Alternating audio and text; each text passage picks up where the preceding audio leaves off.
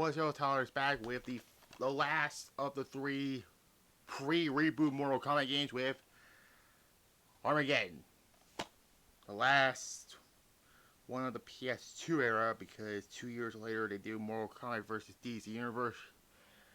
That was a crossover game, but I honestly prefer the Nicktoons trilogy because of it, but that's not a bad game at all, but it's a tame Mortal Kombat game, I want to say, but we're going to do this one next. We're not done with the Mortal Kombat games until this one, but we're not going to talk about that one yet. Probably next Saturday. Yeah, because I want to do a movie review, and then Sunday I might do another Wrestling Stomps or Farts video. Yeah. Anyways, this came out in 2006. You know about 2006. There was a lot, from SmackDown vs. Raw 2007, Nicktoons Battle for Volcano Island, the Open Season game, the Barnyard game, this game, and also SpongeBob Creature from the Krusty Krab, and the spin-off, which was 90 Nightmares. This game, it's a good game, I'll say. The introduction is, this was meant to be the final one, actually, but they didn't do it because they kept continuing the series from, now the spin-off is not canon, but from MK9, which they didn't call MK9, but I'm still going to refer as MK9, to MK10 and 11 and this one, but they call it Mortal Kombat. I'll save this one for next Saturday.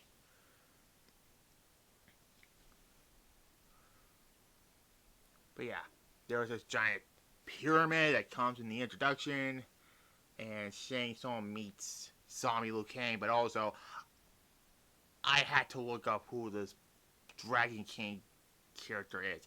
His name is Onaga, not Umaga, Onaga. That's kind of the same, whatever. So, whoopsie. But you saw my comments, but I had a brain fart. I forgot what the guy, the damn Dragon King, Onaga's actual name is, but whatever. There's some new modes, basically. We're going to start with those first. The controls are basically the same, really, if you play every Mortal Kombat game ever. From Deception to this, or Deadly Alliance to this, my bad. But, this had a racing game mode. I think it was more Mortal Kombat. I don't like those. I don't like that one. There's a Creative Fire mode, which sucks. I'm sorry, but the wrestling games, the WWE SmackDown vs. Raw 2007 had a way better Creative Wrestler mode than this game. I mean, it tried, but I don't like that, okay? Like, creating a fighter is a good idea on paper, but it sucks, really.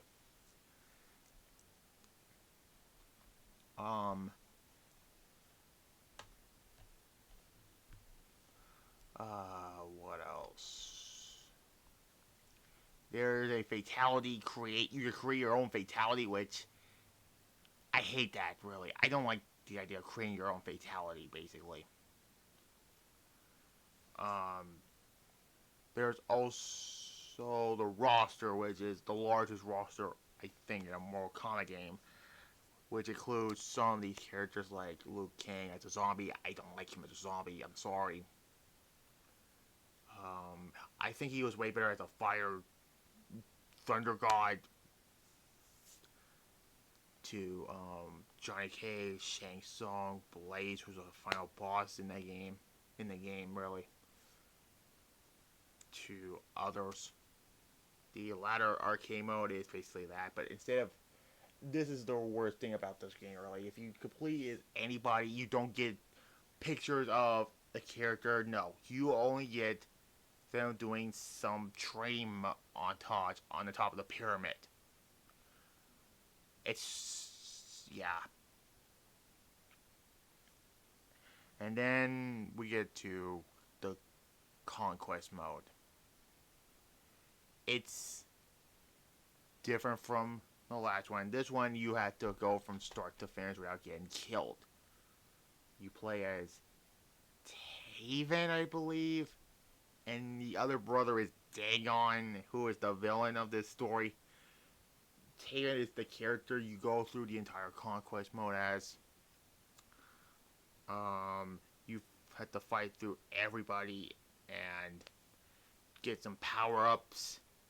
And this all led to, you know, the end where you fight Blaze. Before that, you fight your brother Dagon, who killed your parents. Who killed your parents and his.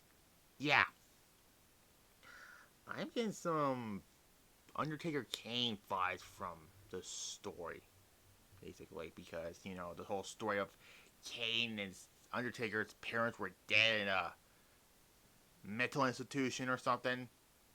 Kayfabe wise, that's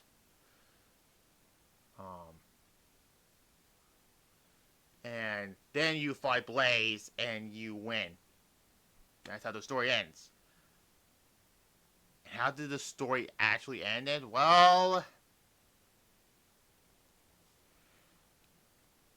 Mortal Kombat 9 will tell you what happened at the end of that. We talk about this because actually I already did MK9 actually, but we talk about who survived in Armageddon. We don't know in hindsight, but we had to wait until 5 years until Mortal Kombat 9 story mode, where Shao Kahn and Raiden are the last two survivals first. And then everything gets restarted because of, you know, the reboot, basically. So, this is a good game, but I don't think it's great as Hero 7 or Nicktoons Battle for Volcano Islands, the other games that came out in 2006. No wonder why people don't really like this game that much. And I understand why, but, you know, it's still a fun Mortal Kombat game. But I understand why people don't really care about this game that much. Because Creative Fighter, I don't really think it's necessary for a fighting game. That's why the WWE games have way better career wrestler mode. Fuck the AEW game, honestly, for their career wrestler mode. It's not a bad game, but I don't really think it's... Whatever. I give it a 6 out of 10. It'd probably be worse than Deadly Alliance, I think, but... Not bad, but... It's not that great, honestly. And the creative fatality mode, it's terrible. Thank God it was just for this game, because, yeah. Now you already know. The next one we're going to talk about is MK1. We're going to another Mortal Kombat game for this one.